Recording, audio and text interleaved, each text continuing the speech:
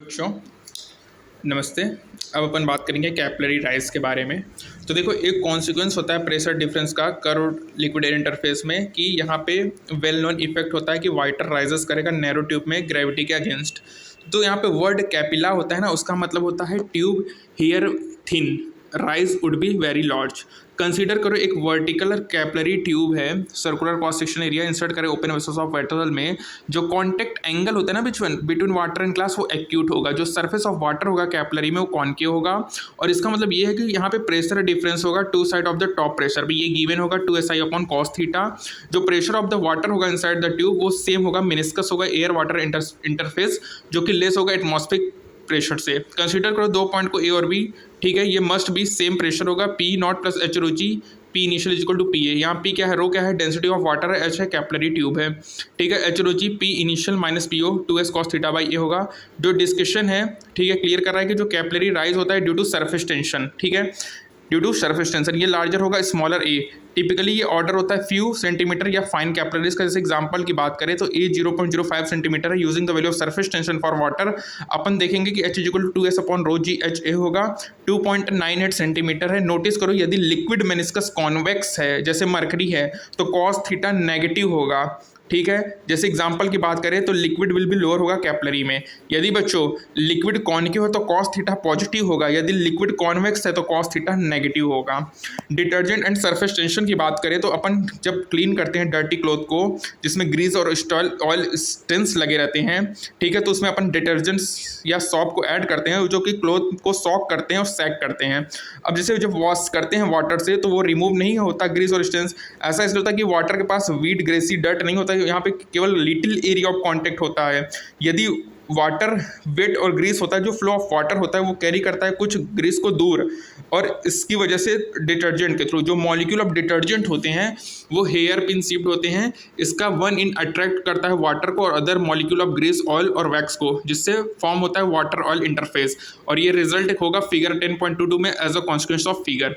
और हमारे लैंग्वेज में अपन कहेंगे कि जो एडिशन ऑफ डिटर्जेंट होता है जो कि मॉलिक्यूल को अट्रैक्ट करता है, ठीक है, और दूसरी तरफ वो रिड्यूस करता है सरफेस टेंशन को और इनर्जेटिकली फेवरेबल होता है और इंटरफेस फॉर्म करने में, जैसे ग्लोब्स ऑफ डर्ट जो कि सराउंडेड हो जाएगा डिटर्जेंट से और वाटर से। और ये kind of processing using surface active detergents या सर्फेक्टेंट का important not only for cleaning होता है but also in recovering oil, mineral ores etcetera में भी होता है, ठीक है। अब देखो यहाँ पे हो गया स्पेरिकल, ठीक है, 1.4। अब बात करेंगे समरी के बारे में, ठीक है। तो बेसिक प्रॉपर्टी फ्लूइड का क्या है, पहला है कि इट कैन फ्लो करेगा। फ्लूइड में कोई भी रेजिस्टेंस नहीं होता है उसके शेप को चेंज करने का। जो शेप ऑफ फ्लूइड होता है वो गवर्न होता है शेप ऑफ कंटेनर से। दूसरा क्या है, लिक्विड इनकम्प्रेसिबल होता है, उसमें फ्री सरफेस होता है। गैस कंप्रेसिबल होता है, वो ऑक्यूपाई करेगा सम स्पेस को। तीसरा क्या है, जो एफ होगा वो नॉर्मल होगा, force exerted by the liquid area A होगा। एवरेज प्रेशर क्या होगा, फोर्स पर यूनिट एरिया होगा। चौथा है जो यूनिट ऑफ प्रेशर होगा वो पास्कल होता है, ये सेम होता है न्यूटन पर मीटर स्क्वायर। और अदर कॉमन यूनिट क्या है प्रेशर का, 1 atm 1.01 इंटू 10 की पावर 5 पास्कल, 1 बार 10 की पावर 5 पास्कल, 1 टोर 133 पास्कल या 0.133 किलो पास्कल, 1 mmHg 1 टोर या 133 पास्कल होगा। पांचवा पॉइंट क्या है कि पास्कल लॉ कहता है कि जो प्रेशर होता है, यदि प्रेशर इन जो फ्लूइड होगा रेस्ट में, वो सभी पॉइंट में सेम होगा, सेम हाइट पे। जो चेंज इन प्रेशर होगा वो अप्लाइड होगा इंक्लोज्ड फील्ड में, जो कि ट्रांसमिटेड होता है every point of fluid and walls of containing vessels में। छठवां क्या, जो प्रेशर होता है फ्लूइड वेरी करेगा डेप्थ में, P equal to PA plus rho ji h होगा। रो क्या है, डेंसिटी ऑफ द लिक्विड है।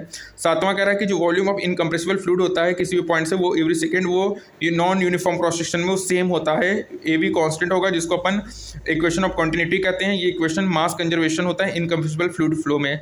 बर्नौली प्रिंसिपल कहता है कि जब मूव करते हैं लॉन्ग स्ट्रीमलाइन, जो sum of pressure, kinetic energy per unit volume और potential energy per unit volume constant होता है, मतलब P plus half rho we square plus rho ji H equal to constant होगा। ये जो इक्वेशन होता है ये बेसिकली कंजर्वेशन ऑफ एनर्जी होता है, जो कि अप्लाइड होता है non viscous fluid motion in steady state. कोई भी फ्लूइड नहीं होता है जिसकी जीरो विस्कोसिटी हो, ठीक है। जो स्टेटमेंट है ट्रू होता है अप्रॉक्सीमेटली। जो विस्कोसिटी होता है लाइक फ्रिक्शन, वो कन्वर्ट करता है काइनेटिक एनर्जी को हीट एनर्जी में। नवा क्या है, जो शियर स्ट्रेन है फ्लूइड में, वो उसमें शियर स्ट्रेस की रिक्वायरमेंट नहीं होगी। जब शियर स्ट्रेस अप्लाइड करते हैं फ्लूइड में तो जो मोशन जनरेटेड होता है वो शियर स्ट्रेन ग्रो करेगा टाइम के साथ। जो रेशियो होगा शियर स्ट्रेस का शियरिंग स्ट्रेन से, उसको कोफिशिएंट ऑफ विस्कोसिटी ईटा से डिनोट करेंगे, ठीक है। 10वां क्या, स्टोक लॉ कहता है कि जो विस्कस ड्रैग फोर्स होता है स्पेयर में, वो रेडियस करेगा मूव वेलोसिटी उसकी फोर्स कितना होगा 6 - 6 पाई ईटा आरवी होगा। और 11वां क्या है, जो टर्बुलेंस होता है फ्लूइड में डिटरमाइन होता है डायमेंशनलेस पैरामीटर को, जिसको रेनॉल्ड नंबर कहते हैं, जो कि होता है रो वी बाई ईटा। डी क्या है, टिपिकल ज्योमेट्रिकल लेंथ है जो कि एसोसिएटेड है फ्लूइड फ्लो से। और ठीक है, 12वां क्या है, सरफेस टेंशन क्या होता है, फोर्स पर यूनिट लेंथ होता है जो कि एक्ट करता है interface between liquid and bounding surface के। ये एक्स्ट्रा एनर्जी होता है मॉलिक्यूल का इंटरफेस में जो कि कंपेयर होता है इंटीरियर के।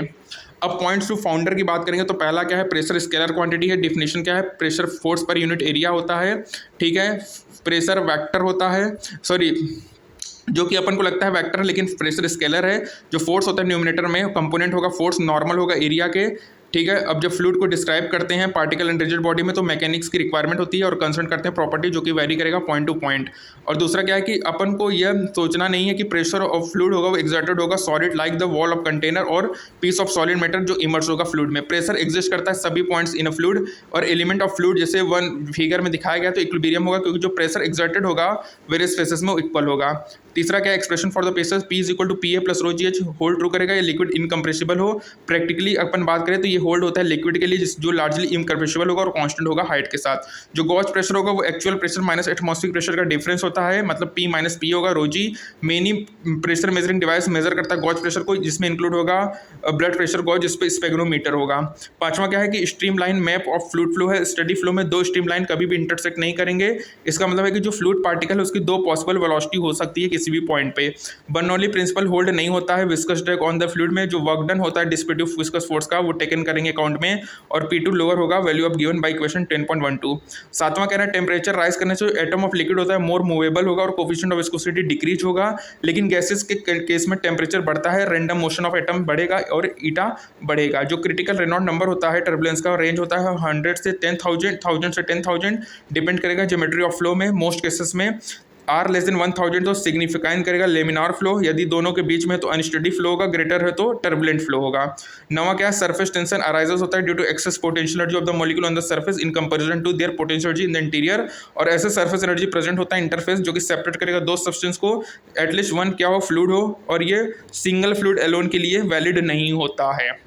तो बच्चों यहाँ पे हमारा mechanical property of fluid complete हुआ, इसी के साथ हमारा सरफेस टेंशन भी कंप्लीट हुआ।